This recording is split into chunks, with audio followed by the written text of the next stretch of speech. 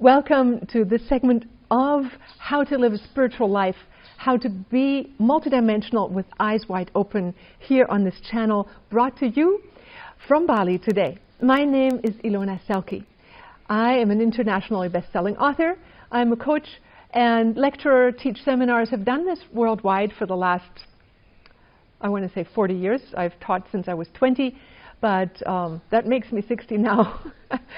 However, I was asked to give some of my life's wisdom to you and to share with you what really works. I came from a background of wanting to study meditation and quickly found out that no matter how high I went, when I came back down to earth, into my daily life, the unfinished business, the unfinished emotions that I might have felt before I started meditating were still waiting for me. That means simply going into higher states and changing my state, although I get a greater perspective and I might have aha experiences, and it is a great problem-solving technique if you actively give your issues into the greater stream of the cosmic divine.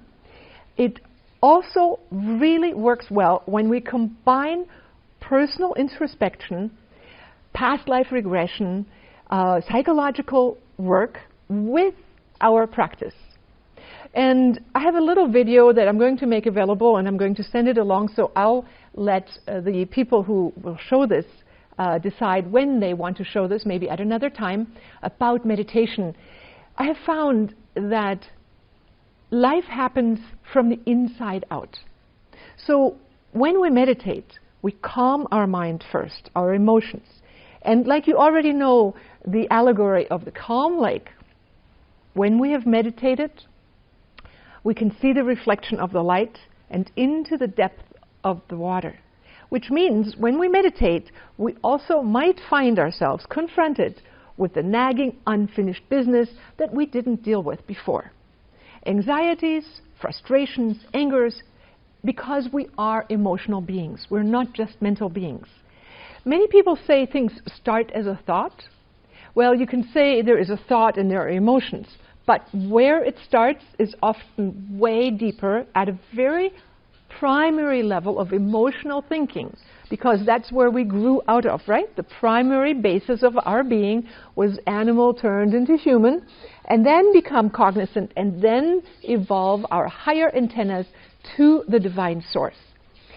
But that means that sometimes the feelings that we have in our tummy or unfinished business that we are not wanting to think about doesn't disappear the moment we're quiet.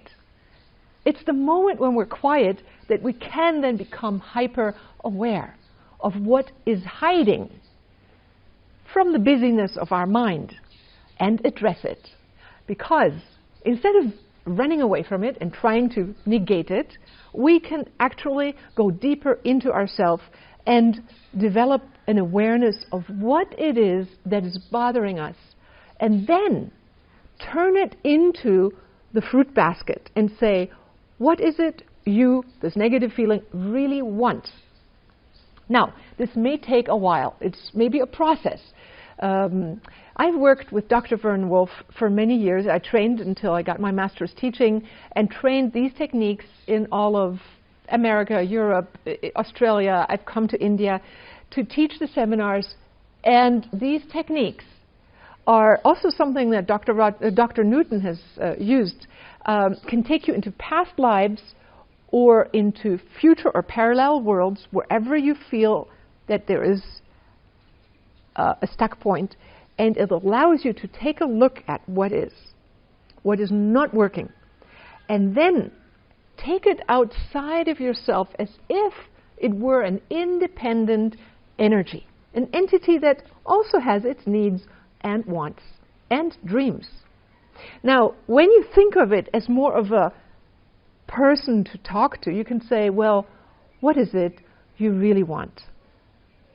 Now, when we are able to separate from a feeling and take a look at it, we give it autonomy and we give it respect. See what happens when somebody gives us the respect to say, let me listen to you. What is it that you actually really want? Try that with your children. Magical 3 words. What do you really want? If you could actually really have what you really wanted, what would that be? But it requires that we have calmed down enough. If you ask a bouncing child what it wants, it'll say chocolate or anything unreasonable. But if you teach a child and your own psyche over and over again to be quiet enough to hear that inner voice of your heart and soul, and then give the answer, not from the busy mind, but from the part that goes deeper, it can say, well, I really want whatever it is. I want to be heard. I want to be listened to. I want to be respected. Once I was sitting in an airplane, and this story was taken up by Jack Canfield, I believe it was in Jack Canfield's book, The Big Secret. And it is about me sitting in an airplane with Don, and we were flying to teach a seminar in Florida.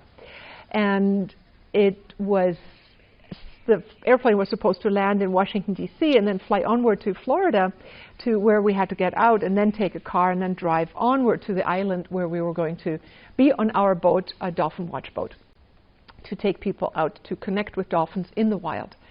So when we arrived flying over Washington, D.C., it was summertime, July. It was thunderstormy, and the person next to me was a doctor, and he said, we'll be diverted to Baltimore. Just forget getting your connecting flight. That won't happen.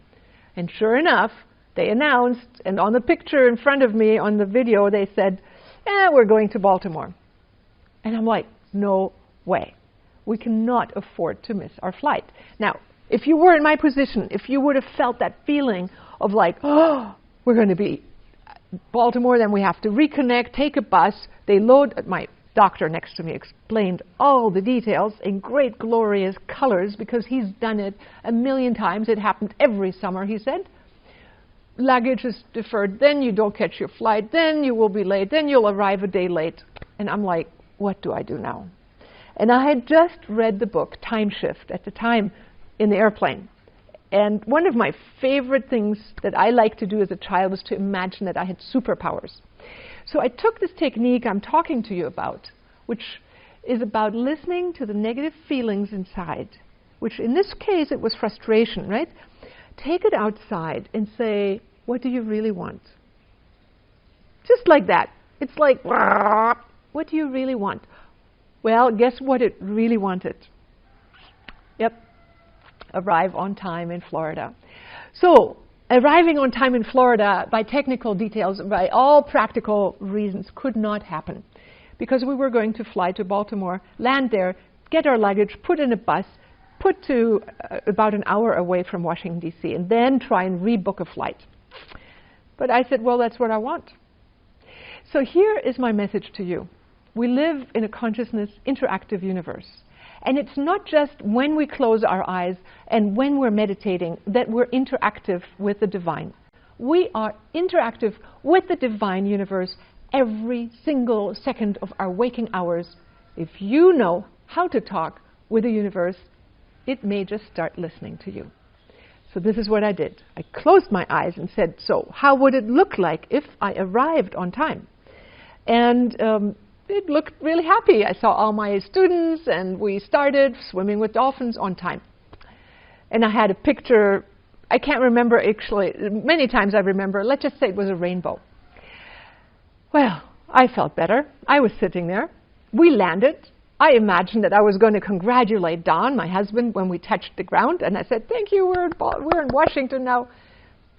Ladies and gentlemen, the voice announces, we're welcome here to Baltimore. And I'm like, Don, this is not what I had in mind. We were supposed to be in Washington, D.C. now. It was supposed to work. I did talk with the universe. I closed my eyes and I said, dear universe, what did I do wrong? Please help me rectify that.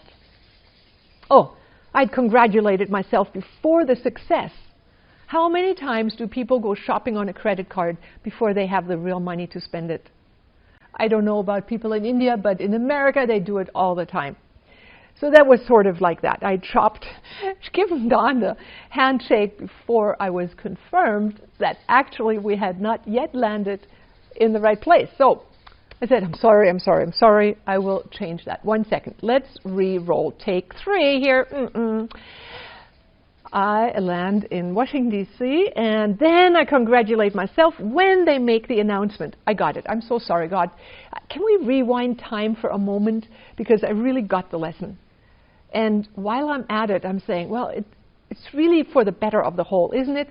I mean, dear God, only if this is really good for everybody, then let it happen. Because if maybe for some reason I am supposed to be in Baltimore and run into somebody at the airport, who knows, maybe then I will just oblige and stick with the old program. But if not, and if indeed this is saving United Airlines a lot of money and us all the time and energy spent traveling and rebooking flights, I said, what a waste of time. If this is for the better good of all concerned, then please let that happen. That's an important question because I want to have a karma-free consciousness.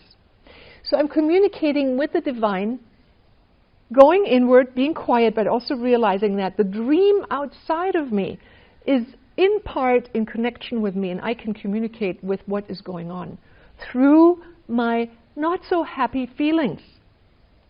Now keep that in mind anytime you have a negative feeling. Take it as an opportunity to communicate with a time-space fabric to find out what you really want. And then, now what I did, I describe in all my books, Wisdom of the Dolphins, which is now also going to be available in Hindi and Telugu, coming out in the next month in India.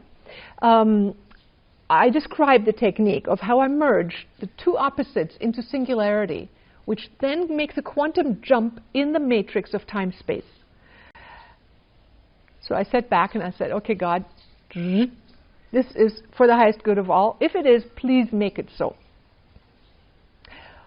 Comes the voice of the purser announcing they'd now docked and they had opened the door and they said, ladies and gentlemen, we've just been informed that we actually landed in Washington, D.C. The purser had expected to be in Baltimore. For whatever reason, we woke up in Washington, D.C. Now, this is not the moment for me to go and say, what is the explanation? My left brain, logical left brain observation does not hold true in the quantum reality. What holds true? And you know that in India, you remember all the wise yogis, the rishis said, the maya, the illusion around us, is a reflection of something much deeper. And our consciousness creates within the dream, and everything you project becomes your reality. Some of the projections are not ours. They are our friends and families, things we've been programmed with, our subconscious thoughts, which is why it is important to learn to meditate, one, to also communicate with your inner feeling, to clear up all unfinished business, whether it's grudges, angers, frustrations, because at the moment of our transcendence, at the moment of death, when these unfinished businesses are hanging on, they will occupy our mind. That is what the Tibetans have a busy time in the bardo, saying, stay focused, go on. That unfinished business we can clean up in this lifetime, and there will come a time where you feel like, oh, you can just have your heaven on earth and things work out. So the purser said, ladies and gentlemen, we have arrived in Washington, D.C. Now I congratulate Don. Say, thank you, perfect solution. Thank you, God. Always be grateful to the one. Always be grateful for everything. The more grateful you are, the better your life will be, if you're sincere. Now, my doctor next to me was befuddled. It's like, this has never happened in his life, his career. He flies this route a lot, and he always said this is the one way that it goes. He can have it next year. I was sitting next to him. I really couldn't afford being late because I had no way of telling all my students who arrived from Germany that I wasn't there. I mean, impossible. Therefore, I was very happy that the universe cooperated, gratefully listened to, and now this is the trick, the end result of the fulfillment you want to experience. The end result, the fulfillment of what you want to experience. When you address what isn't working and you connect the dots between what you really want and what you didn't want, and merge the two and let the positive absorb the negative. What is left over is a positive energy field. And then you enter in your vibratory field into a higher frequency of this moment. That's what's called 5D living. You become a 5D being by being a 5D being, not by waiting till 5D descends on planet Earth. It's already here. It's already here, and I invite you to awaken in 5D your consciousness that then understands that you are a co-creator. In your consciousness, connected with the divine, you are the hands and the eyes and the action of the divine dreaming. If you clean up your dreams or your negative feelings or unfinished businesses, you can create a better frequency expression of yourself. In other words, the more you digest and the more you transform by going in connection with the divine and also cleaning up the past and the future, you will create heaven on earth around you. So anytime you run into a negative experience, into a negative sensation, you can be happy and say, thank you. Oh, good. All right, I take that feeling. What do you really want? Ah, whoosh. There I go. And you refocus on where you want to be. Because that, by honoring the old and absorbing it and giving it the energy expression of where you really want to be, that refocusing on the positive outcome with the fulfilled feeling in the core, down to your bones, gives you the magical results, and you become the vibrating crystalline structure through which the new film of the light of God is shown in this dimension, planet Earth, whatever you want to call this dimension you're currently occupying. So don't wait for 5D to descend on you. You are a 5-dimensional being all of the time. You are higher dimension, depending on where you can resonate constantly or a lot. That is your domain. Now, the reason why I went to swim with dolphins with people in Florida is because the dolphins had this ability of being able to read our minds, of responding to telepathy. I have described some incredible stories in my book, Wisdom of the Dolphins, which will now come out in Hindi or in English and in Telugu in India. We're talking now September 2020. So depending on when you watch this film, it'll be already out. If you are in America, you can obviously order it on Amazon. If you are anywhere in the world, it's available in all these countries through Amazon of your country. And of course, it's available on Kindle, so you can download it on Kindle if you happen to have that version. So the dolphin stories weave together with my experience that I describe of how we live a multidimensional life and how we co-create heaven on earth, and a lot of beings are multidimensionally active. Even flies can be talked to, insects, anything. It takes time to tune in, but dolphins are very capable. And the Greeks used to call them the angels of the sea. So in other words, the Wisdom of the Dolphins is my book in which I describe the nature of the holographic universe, where you learn to interact with your consciousness with the 3D world as a fifth-dimensional being, so that you can create the next most beautiful expression of yourself. Because being spiritual is not just sitting still. It starts with being silent enough to hear your inner connection to the divine, to hear your inner voice, and to let the divine guide you. It continues with your eyes open during the day and to realize that the world around you is a reflection of your inner movies. So make good movies. And if you happen to run into a roadblock, say, hi roadblock, thank you for showing up. If it's my anger at my whatever, this or that, let me talk to you, find out what I really want, what it is that this anger really wants, or this pain or frustration. And then allow yourself to see your fulfillment. Allow yourself to bathe in your fulfillment. Because your fulfillment that you allow yourself to bathe in is the fulfillment that you will be given on the outside in what appears to be the solid reality.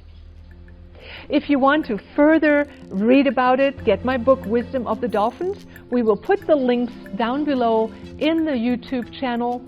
My name is Ilona Selke. It's spelled I-L-O-N-A, Ilona Selke, S like in star, E-L-K-E, Selke.